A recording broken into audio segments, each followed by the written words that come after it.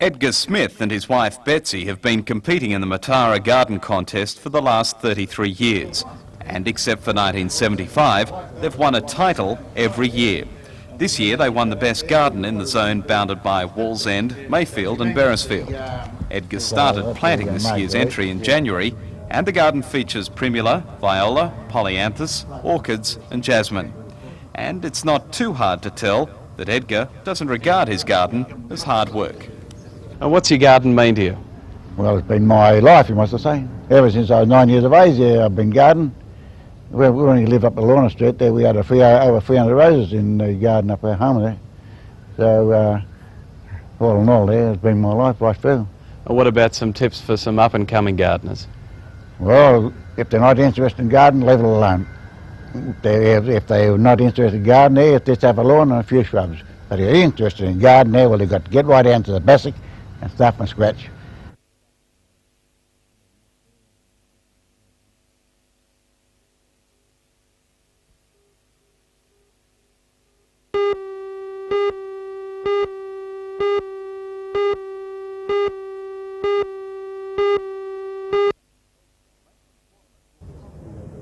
The Maitland tournament brought together some of the best bowlers in Australia, a fact that pleased organisers and the crowds alike.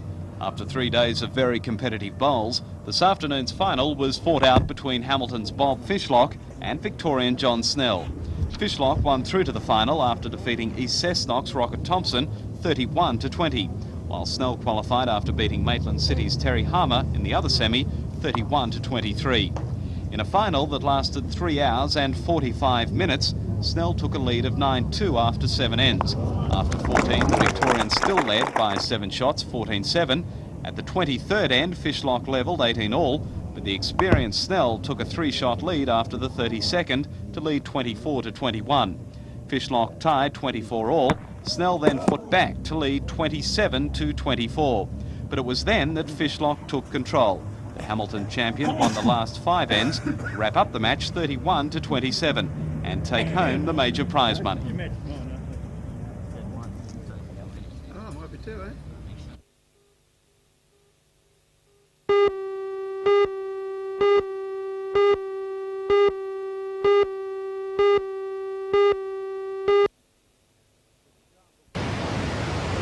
The Newcastle Classic is winning a respectable place on the lucrative Pro-Am surfing circuit. The Merriweather stretch provided some good surf in today's rounds. Local hopes are riding with Damien Iredale from Stockton and young Matt Hoy from Merriweather. This pair progress into tomorrow's 3rd round, where they'll be up against the top 8 APSA seeded surfers. Good luck. Further north of the cliff, the kneeboard division was seeing some intense competition. Among those competitors was 3 times world champion Michael Novikov from Sydney. It's a very hardcore sport.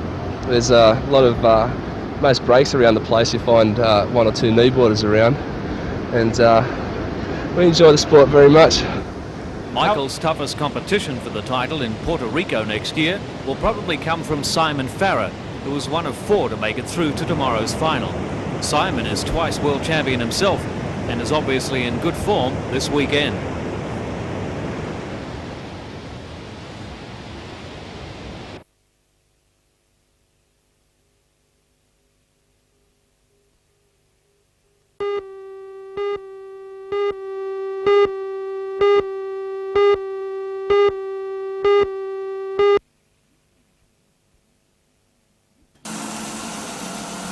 This steam engine is known as the compound side lever beam model, built from scratch in Kevin Fox's engineering factory at Cayes Beach. Because it's the only one of its kind in the world, the design had to be drawn up from old photographs and sketches of the original vessel's second engine. Although most of the work was done at Fox's, some parts were made at the State Dockyard, the RAF Base, Newcastle Tech and Garden Island in Sydney. Today was a long-awaited one for the team of workers who watched proudly as the 9-ton engine was carefully lifted and placed onto the truck for the journey to Raymond Terrace. The engine itself took nearly a year to construct and is estimated to have cost $200,000, part of the $1.3 million funding handed out by the Bicentennial Authority for the project. Arriving on the construction site at Raymond Terrace, the chains were secured and then it was finally time to hoist the engine up and down into the hull of the vessel, the replica of Australia's first steamship built on the Williams River back in 1831. And although there's been some delays since the project began 2 years ago, manager Ken Wickner says things are now set on the right course. We've had our hassles, but hopefully the engine's in the ship now and it's just a matter of commissioning it and getting it going. Well, now that the engine has been fitted, what has to be done now before it's launched? Well, the engine's got to be lined up to the paddle wheels and the paddle wheels fitted, and that's virtually it as far as before it can be launched. It'll be launched in about 3 weeks' time, and there will be final outfitting and pipe work to be done in the engine room.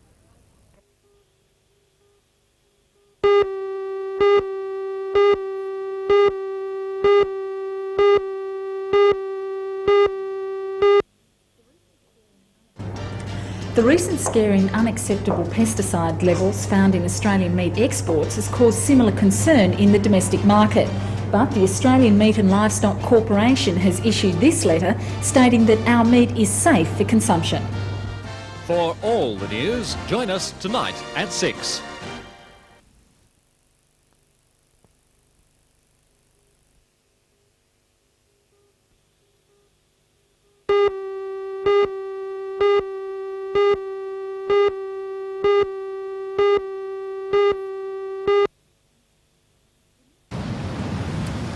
The Newcastle City Council employs 9 inspectors to cover the 6 bathing beaches from Merewether to Stockton. Every year, as the popular summer season approaches, patrols are stepped up in case of trouble both in and out of the water. Well, they started Melinda on Monday, that was yesterday, and will continue right throughout the season till mid-May next year. There's been some changes in the school holiday periods. Has that affected beach patrols in any way? Not really. Nobbies was patrolled right throughout the winter period, along with Stockton and Bar Beach during the school holidays in July. Our council will look at that situation, and next year that may continue, but that will be a council decision. Well, what about... But Beaches and Baths Supervisor under the Council's Community Services Division, Frank Wheeler, says the new school holiday periods have brought changes to the opening of Council's 5 public pools. Because of the reduced demand, the swimming centres won't open until the 26th of this month. Another familiar face on beaches this year will be the officers in charge of dog patrols. Council has doubled its force and stepped up operations from 5.5 days to 7. No dogs are allowed on bathing beaches, and if the owners are caught, they'll be charged $200 and taken to court.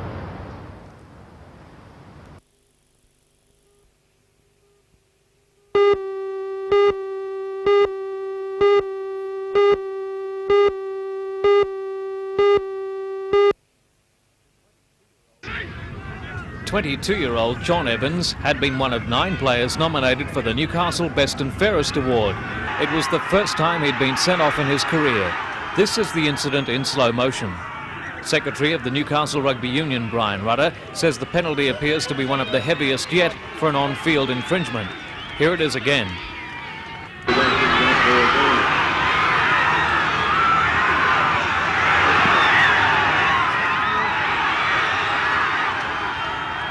The appeal will be heard next Monday night.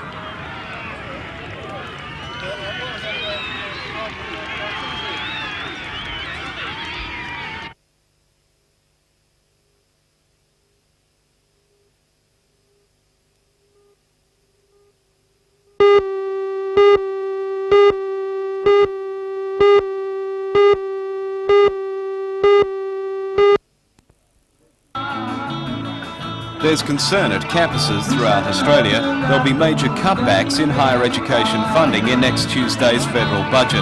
Today's rally at Newcastle University reaffirmed student opposition to the $250 administration fee and also called for more funding for colleges and universities. Well, if you look at Newcastle University, it has a very high percentage of mature age students, so with the fee matter, they're suffering badly because a lot of people can't afford to pay the $250. As funding across the whole university is concerned, there's a lot of problems with faculties being understaffed at the moment, particularly if you look at something like the economics and commerce faculties, which have had record increases in enrolments, and just not enough staff to teach them and not enough lecture space, actual rooms, physical space. Addressing today's rally was State President of the Australian Democrats, Jenny McLeod. Democrats support increased funding for education, particularly higher education. In the Senate, they'll be opposing any cutbacks to education funding, which may be in next week's federal budget. We believe that all students who are capable should be attending tertiary institutions. Australia has a very low level of, compared to other OECD countries, in terms of attendance at tertiary education, something like 40% compared to 90% in Japan, and we can't afford it as a nation to eliminate any student for financial reasons, because we need their brains for the future. Meantime, about 50 students from Newcastle University will travel to Canberra next week to join their colleagues at Tuesday's budget rally.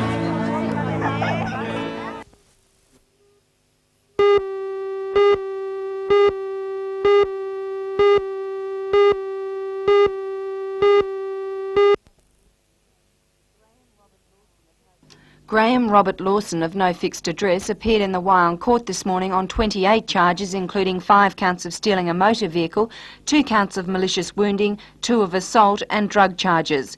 In what turned out to be a brief court appearance, his case was adjourned until September 23 and bail was refused.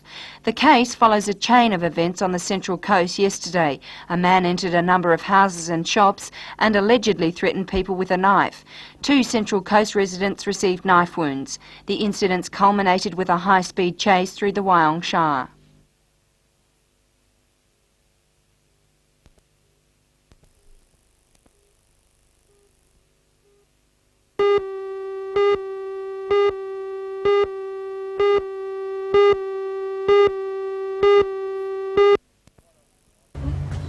Quite often at night. There's one thing that the UTA and the bus drivers agree on, and that's the need for two-way radios in buses. The difficulty arises over when. After 5 years of asking for radios to be installed on the buses, also we're concerned that with the relaxation of the drinking hours for the bicentennial year, that more security problems are going to occur on the buses over the Christmas New Year period and into the bicentennial year. All we're asking for, all the members are asking for, is that the process be speeded up and that stage 1 of the radio contract be introduced by December the 1st. The drivers say that recent incidents of projectiles being thrown or fired at buses have increased the fear of drivers and passengers being in danger. They say they've been campaigning for radios for 5 years, and they consider the portable radios for late-night bus drivers, which were introduced 3 months ago, as simply a stopgap measure. Area Manager of the Urban Transit Authority, Len Regan, says the UTA has been pushing hard for the introduction of radios. He says they will come, and the 35-year-old radio system that up until now has been used solely by bus inspectors will be replaced. We've got to let the tenders for a new radio control facility in Newcastle. We can't put the radios in the buses till that's installed. That means replacing the existing radio equipment in Newcastle, which we use for inspectors' vehicles. It was installed in 1952, so we can't use any of those antennas or transmitters. We've got to put complete new equipment in. That's going to take some time. As soon as that's in, the radios will go in the buses.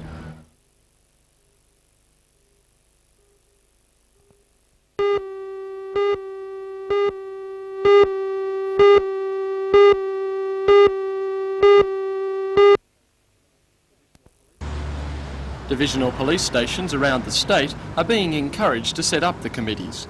The Belmont Committee, consisting of representatives from groups such as the Women's Refuge and the Department of Social Security, is now meeting once a month in the Belmont Courthouse. Well, the committee is principally set up with the various community groups to resolve local issues in relation to domestic violence offences. Senior Sergeant Darryl Elkins of Belmont Police Station is the committee liaison officer. He explains that while many groups are already involved in assisting victims of domestic violence, getting them together will greatly increase their effectiveness. Well, each of the individual community groups weren't aware of the response which could be provided by the other various community groups. So you're about communication? Yes, and public awareness. The committees will also be discussing long-term answers to the problem of domestic violence. Through a state police coordinator of the scheme, they'll be able to pass on policy recommendations to the government.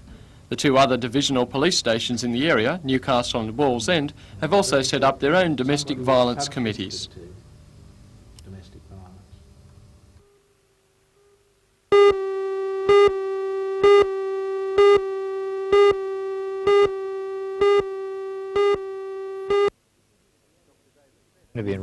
Dr. David Bennett is the head of the Adolescent Medical Unit at Camperdown Children's Hospital.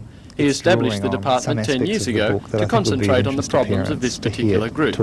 He says much of what affects teenagers' health is not simply medically related, and so the unit is comprised of a team of specialists, including GPs, paediatricians, gynecologists and psychologists. The idea proved itself, and similar units are now operating in many major hospitals around Australia. Dr. Bennett has now put his experiences to pen and written a book dealing with adolescents. And possibly the most important question the book addresses is what's normal and when it might be necessary to seek some outside help. And Dr. Bennett believes the family unit is crucial in providing the best environment for the growth of a young person.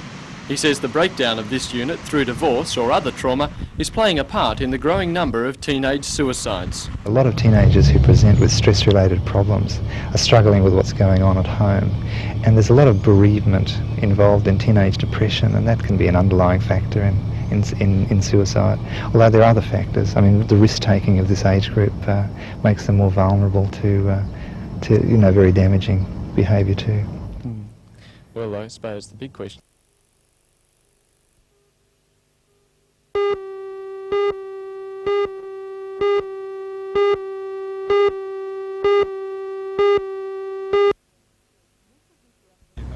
This was Mr Aquilina's first visit to the college since he became Minister for Youth and Community Services in July. His department, as well as its federal counterpart, funds centres such as this one at Newcastle CAE. With 150 on its waiting list, the daycare centre wants to expand from 25 to 40 students a day. But Mr Aquilina says that this and many other capital works programs will depend on this month's federal budget.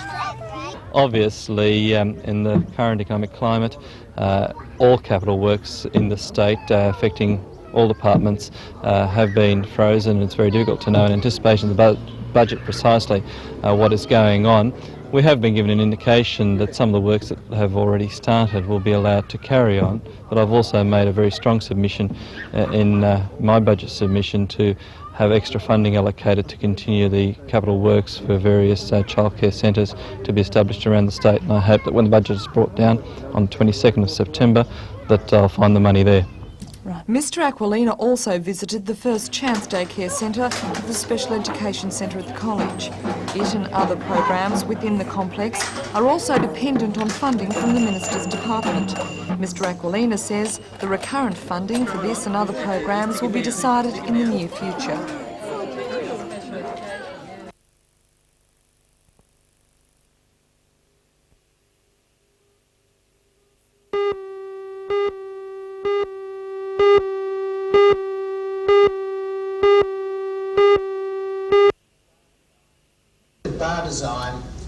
The classroom setting is a little different, especially when the teacher is giving the lesson from a Sydney studio, beamed up to Cessnock via satellite through the Sky Channel network.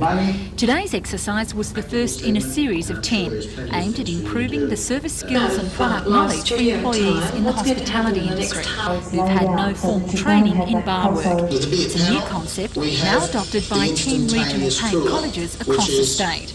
Although the teachers can't see the students, it's only a matter of a phone call to clear up any problems raised during the lesson. According to Principal at Cessnock TAFE, Mr Sivakumar, the new course helps to link geographically isolated areas like Cessnock and believes that any improvement to the area's hospitality industry can only help to promote tourism. I think Cessnock is in a key area of the Hunter, and I think more and more tourists are coming to Cessnock. And what we'd like to do with the course is to improve their skills, to make it more international, so that they know what the expectations of the international tourist is. You know, the times have changed since we only sold beer in a bar. Now a bar person or a bar attendant ought to be able to sell any drink that is sold or mixed overseas. And it's about marketing.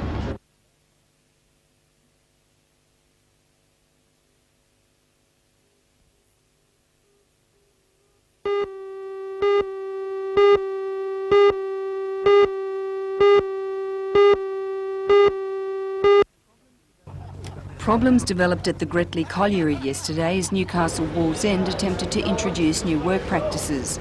Workers walked off the job over an incident where a deputy was asked to take a crib break during a pillar extraction. The company says it wants to be rid of inflexible manning arrangements, but the union says it could be dangerous. Well, basically the company is trying to invoke new work practices against the Coal Industry Tribunal's decision of last week. And we're trying to get back to work on the Coal Industry Tribunal's recommendation of yesterday and last week, which is that the status quo remains, which in our opinion is pre-stoppage conditions, and this is all we're trying to do. Today, Gretley miners met at the Wallsend Bowling Club to work out a strategy. The Coal Industry Tribunal has ordered the company to allow the men to work under the existing award conditions. At today's meeting, the miners decided they would return to work. There's no doubt they've got a game plan. They're trying to do something to inflame the situation. We're just trying to do our best to comply with the tribunal's decisions. Do you think that they're trying to bring the whole situation